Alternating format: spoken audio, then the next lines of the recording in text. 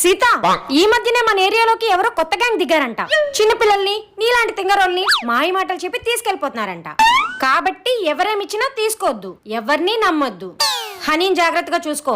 మరీ మరీ చెప్తున్నాను, ఎవరేమిచ్చినా తీసుకోవద్దు. అలాగే అమ్మగారు, ఎవరేమిచ్చినా నేను హనీ తీసుకోము. సరే, జాగ్రత్త. Bye. A few moments later. మీ అమ్మగారి దగ్గర డబ్బులు అప్పు చేసాం, అది తిరిగిచ్చేద్దామని వచ్చాను. నాకు ఏ డబ్బులు వద్దు, నేను ఏ డబ్బులు తీసుకోను. అప్పు తీరుస్తానంటే వద్దంటారేంటండి?